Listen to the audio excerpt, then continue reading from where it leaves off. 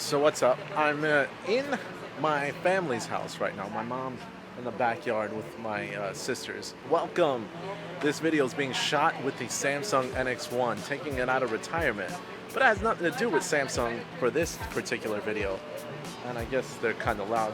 Everything's kind of loud around here. But what I'm focusing on today is the Canon R5. Not just the Canon R5, but really the lens options in the RF mounts. Now, as you all know, the RF mount has been plagued with this kind of curse from Canon itself that no third-party lens support has been given to this camera, because anyone who does it, Canon's going to come after you. I had to move in an area where it was a little bit more quiet.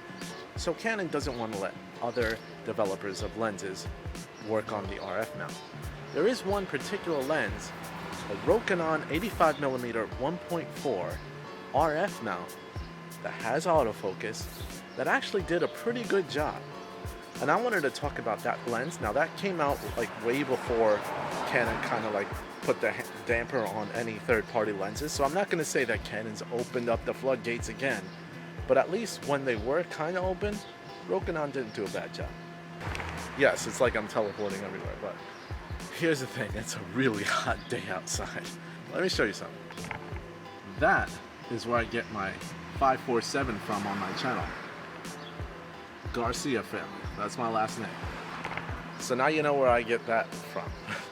So it's because of my family. But let's talk about how I tested this lens and how well it did for me. But let me see what my family's up to at this point. Hi Giselle. Hi. How's your day? Fabulous. And I'm here with family, and your other sister's talking a lot while on camera. Yes. But how are you enjoying this beautiful hot morning? I mean, it's not so hot, but the weather's good. It's got high temperatures, but good wind. So I will tell you this. You look good. Thank Your you. daughter did great today. I'll take it. And I am so happy that I'm able to record you with the Samsung NX1. And you're looking good. I love it. You're looking Great. good. I love that camera too. Well, let's get back to business. You do love it. Yeah. Oh man, why do you love it so much? The Samsung. Yeah.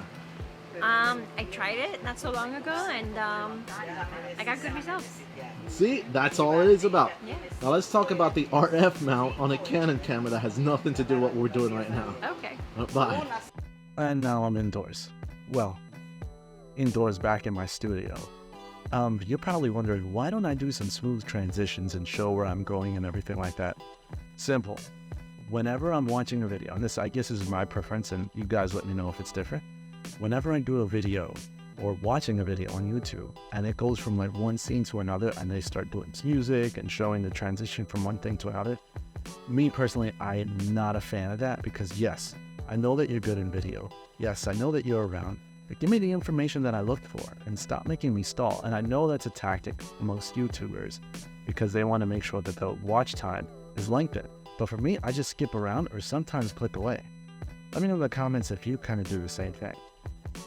But speaking of the 85mm f1.4, yeah, it works. Now, my experience using it, and I'll show some footage over here, is that it was phenomenal.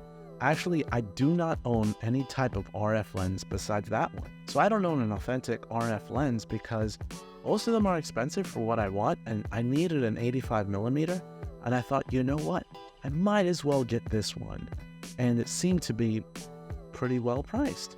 So when I got it and I started using it, the autofocus was a little bit faster than the EF adapted to RF glass that I have on the Canon side.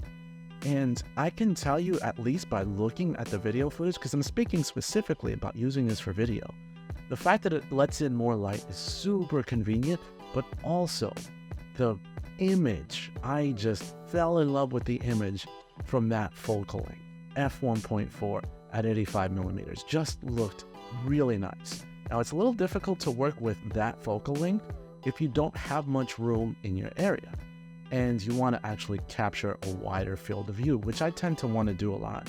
But in the circumstance where you have to keep a distance and you still need to shoot something very nice, it'll work out for you. Now, I do prefer a 50mm f1.4 from the Canon EF side and I just converted to RF. One compared to this 85mm, but that's really due to the fact that I get a slightly wider field of view.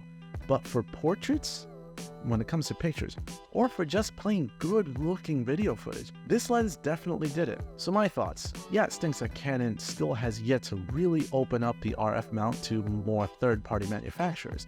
But the fact that I had an option and I was able to use it really gives me hope that if one day the third-party manufacturers start developing lenses and Canon opens up the gates, it's gonna improve a lot. Now guys, it's been a while since I did a video, but I'm back. I just had a lot of different videos that I had to do, and I might have a few surprises coming up in the future, so definitely subscribe and stick around. And as always, you can make my day if you subscribe today. This is Magnus. See you guys later. Yeah, I missed the Samsung NX1. It's pretty good. My hands are shaking, but stabilization's pretty good. See ya.